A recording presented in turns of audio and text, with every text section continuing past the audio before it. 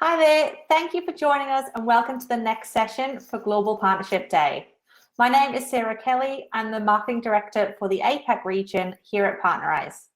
One of the big audiences many of our customers try to target is the Gen Z shopper, and there's nobody better to talk about this audience than UNiDAYS. UNiDAYS is the leading provider of benefits to students around the world, with 16.8 million members across 114 markets. UNiDAYS helps brands build a lifetime affinity and engage with the notoriously hard to reach Gen Z audience. Today, I'm joined by two of the wonderful UNiDAYS team, Tamara Castelli, VP of Data and Insights, and Adele Flint-Elkins, Head of Partnership Development in ANZ. Welcome to you both. We're going to start today by handing over to Tamara, who is going to share some insights on the untapped and untouchable market that is Gen Z. Thanks, Sarah. So yes, as mentioned, I'm the VP of Data and Insight at UNiDAYS. I've been at UNiDAYS now for 3.5 years, but understanding 18 to 24-year-olds, whether it be the tail end of millennials and now Gen Z, has been part of my career for an awful lot longer. Having worked in media and retail previously, I understand the importance of engaging young people early on into your brand. And whilst they're a fascinating group, they're also a tricky group to get to know. So I'm delighted to be here today to share these insights with you. But let's start by looking at who they are. Gen Z are the demographic that follows millennials. They're sort of born sort of mid-late 1990s to about 2010. So all 18 to 24-year-olds in the world right now are Gen Z. But actually some of the late sort of Gen Zers are only just sort of reaching sort of secondary school and high school. So there's still a lot more of Gen Z to come. But despite their young age, they are a consumer group with an estimated spending power of 200 billion globally. And it's not just their spend that we need to, their direct spending that we need to consider. They have a huge influence over their parents' spend, giving them a direct an indirect spend value of $3 trillion. Bloomberg predicted that this group would be the largest group of consumers by the end of 2020, accounting for more than 40% of spend in Europe, US, and BRIC countries, which makes them an important demographic for any brand, but it's the way that they interact with the technology and media and advertising that makes them amazing, yet a challenging group to interact with. That's swipe culture. As digital natives, the internet is just an extension of them. It's great for brands because there's loads of platforms in which to reach them, but they have a ruthless filter of about 8 seconds. So brands need to be impactful, engaging, interesting. If not, they'll have already moved on. They're future thinking. They've seen a lot of the hardships of millennials across the world. Sort of 2008, there was the big housing crisis, and that's had a huge impact on a lot of millennials in getting jobs and getting onto their housing ladder.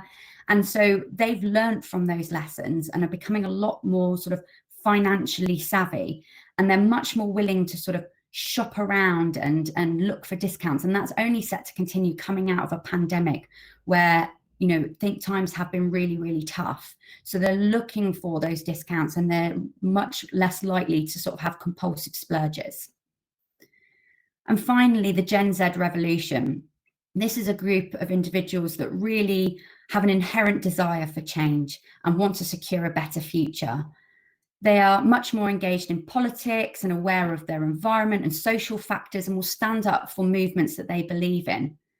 Again, we've seen this firsthand during the pandemic, where Gen Z made their feelings pretty clear about those brands that they felt stepped up during the pandemic and helped the vulnerable or their local communities, but equally were not impressed by those brands who were taking advantage of their workers. Why brands need to take notice of this is they will pay more for ethical products and services, but are likely to sniff out cynical attempts to exploit their interests. And they'll happily make their money talk and take customer elsewhere if a brand doesn't align to their values. So at UNiDAYS, when we talk about Gen Z, we also talk about students, because a lot of students are still in full-time education, and of those in higher education, 70% in ANZ are 18 to 24-year-olds. Going to universities is a big deal. It's a transitional period away from full-time education and starting to get ready for that world of work.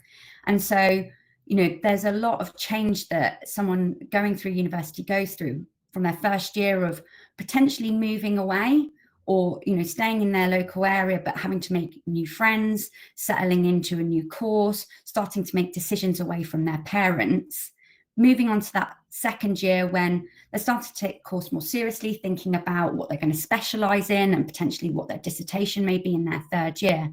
And then getting to that all-important third year where we've got final exams, but also starting to think about what their future career plans are going to be.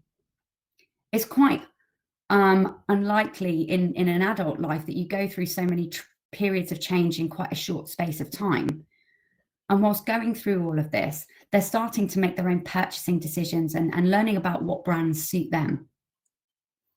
In a survey conducted by Marketing Week, 81% of new students to university said they are willing to try new brands, forming those new brand relationships, versus 63% of graduates who already know what they like. And from the same study, 86% of students said they're loyal to those brands they feel they have a genuine connection with. We've actually already seen this on our own graduate platform, where 60% of those graduates that engaged with a graduate offer had already engaged with that brand as a student. So building relationships with students isn't just about the here and now, it's about investing in your customers of the future, creating those vital first impressions and kickstarting your long-term relationship with Gen Z. So what has life been like for students? This is where it's been super, super interesting at UNiDAYS, because we've seen quite a lot of differences across the globe. Where we've seen big things in, say, the UK, where we've been in and out of a lot of lockdowns and students have not been able to go onto campus, there's been a lot of anxiety and stress around their education. But actually, that's been quite different when we look at the results for the Australia and New Zealand students. If we look at some of the data points that we've taken, where we were taking this sentiment study looking in October in 2020, Australian and New Zealand students had anxiety levels of 39%, but by the time that was getting to the new academic year in sort of January, February time, we saw this drop. Optimism levels grew from 33% to 40% at the start of the academic year. And a lot of the things that have been driving that was looking forward to going on holiday in 2020. Obviously, you know, the borders have opened up a lot more in Australia and New Zealand. You can travel between different territories. You can go to New Zealand, you lucky lot, and got a lot more ability to move around, unlike, say, parts of the US or in certainly in Europe. And 40% were also looking forward to starting that new academic year. And it wasn't just the sentiment that we saw differences in comparison to students across the globe. Whilst I would say that what we saw consistently is that student spending was up during 2020 in comparison to 2019, which was really great to see this sort of demographic remaining resilient during the pandemic. What we did see in Australia and New Zealand was quite different trends. If we start by looking at just their shopping behaviours, the light pink trend shows the transactions of 2020 versus 2019. And what you can see is a real sort of stable level of spending throughout all of 2020, 35% growth year over year, which is fantastic to see. But if we look at where that spending was coming from, this is where we saw a lot of the big differences in comparison to, say, the US and in Europe. Australia and New Zealand was the only place where we saw growth in all categories from 2019 to 2020, which was just phenomenal given the circumstances. In the UK, what we saw was travel and transport, food and drink just like falling away and pretty much sort of hitting the floor in terms of like where that was spending, and all the shift of spend going to fashion and technology. What we see here is, again, spending growing in fashion, 58% year over year, in technology, 92% year over year. But what we did see very differently in Australia and New Zealand was 67% growth in health and fitness, which was brilliant. Looking at then the share of wallet, actually not too dissimilar, money still going in the same places. So typically spending more on fashion, but we did see some of the spend that they would typically have on fashion shifting over towards technology. Certainly as students were sort of setting up their sort of workstations, you know, they were used to being able to travel into university and being able to use like the computer equipment there. Obviously they had to do that at home, so we're setting up monitors, making sure they had everything they needed in order to do their academic studies. And then finally looking at AOV. So when we look at increased spending, one of the things that sort of jumps to mind is, okay, well, they're spending more, but like spending more frequently, but are they actually spending less each time? And so it just sort of evens itself out. That wasn't what we saw at all. So they were spending more frequently and spending more in each transaction. Average order value grew to 21% year over year, with increases of 6% in beauty, 14% in fashion. In some places where we saw a bit of a drop was in technology and health and fitness, where actually what they were doing was making more frequent transactions, things like headphones, a mouse, things to just help them along as they were realizing what they needed. So more transactions, but slightly lower AOV overall. So that's a little bit of a look at the past, but let's, what's the future? And some things that we've been really interested in UNiDAYS is like what that return to in-store shopping is going to look like, particularly for us in the European countries where we've been in and out of lockdowns. That's something that's been quite a concern. But again, this is something quite different that we've seen in the Australia and New Zealand region, where in-store activity is actually on the rise. You can see here from this chart, we've got the sort of darker purple, which is 2019, the sort of bright purple which is 2020. And what you can see there in sort of as the COVID-19 started to hit, you can sort of see a bit of a nosedive of in-store spending, but sort of bounces back as we sort of get into July, August time, and remains pretty consistent. But 2021 is looking really strong, and we've seen a 26% increase of in-store spending year over year, which was an increase of 51% compared to 2019. So in-store spending is still really important to students. We've recently been doing a bit more digging into this and what the role of in-store plays for students going forward. I mean, 74% of students in Australia and New Zealand say they still want to buy in-store or a combination of in-store and online. So in-store spending is not going anywhere for these guys. A lot of the things that is motivating them is the ability to be able to try things on. You know, 94% wants to have that sort of tactile experience. 90% of students like to be able to see things before they buy them. And actually quite a reasonable proportion of students find it, you know, part of the social experience, going shopping with their friends, which is a little bit different to what we saw certainly in the UK, where that was less of a driver of getting them back onto the high street. So it's clear that in shopping in-store isn't going anywhere, but one of the things that students are interested in is having a complementary experience.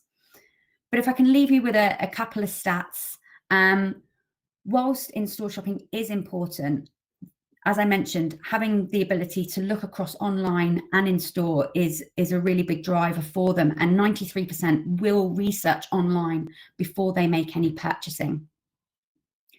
While students are spending, they clearly don't have the same sort of disposable income as somebody in the working world. And so being able to offer discounts is a way of introducing students to your brand early on, and 91% say they regularly use discount codes when making purchases, and 92% say they will be loyal to brands who regularly offer those discounts.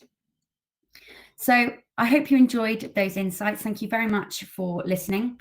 If you have any questions around the insights or want to reach out to UNiDAYS to find out a bit more, please do get in touch. We have regular insights that come out very frequently, and so you can contact us at genz@myunidays.com. Amazing. Thank you so much, Tamara.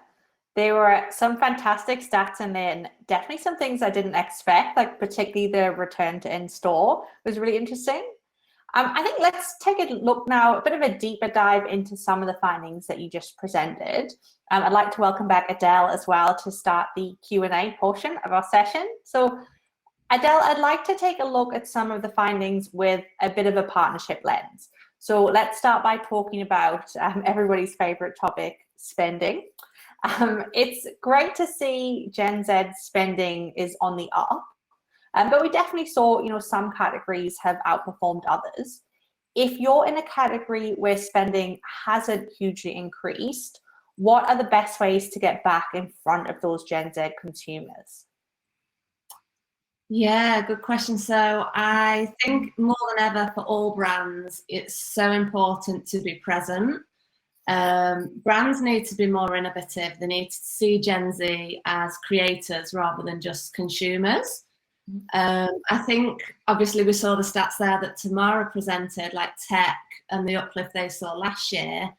It's a good example of a vertical that need to do things differently. Those items that they've been buying, our members have been buying, aren't regular purchases. So how else can they stay relevant and stay present?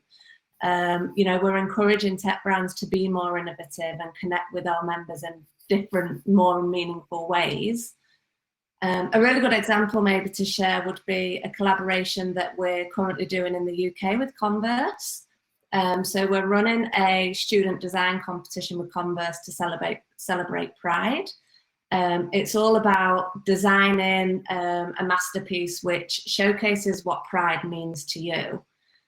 Something that's a little bit more fun. It's not all about the discount. It's not leading with the product. It's letting them use their creative flair.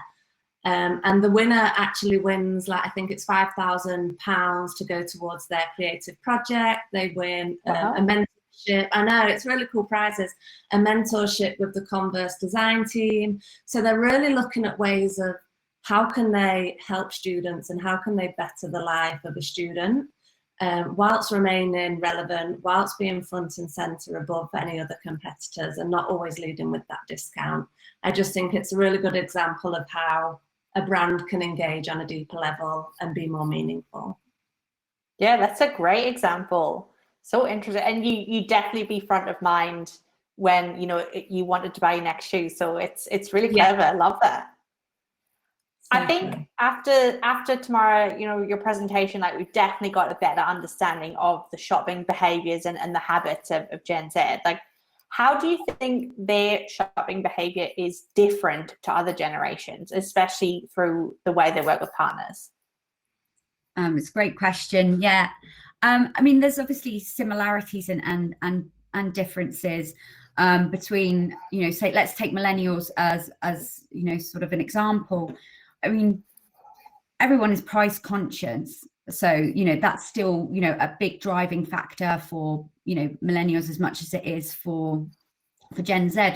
But some of the things that we see as being quite different between those demographics is, whereas I would say millennials, particularly when it came to sort of fashion, things were about the make of the brand, the label, the statement that it was sort of saying about you, whereas Gen Z are much more about uniqueness and personalization and finding something that expresses them as an individual rather than looking for something that sort of brings them all together as a group.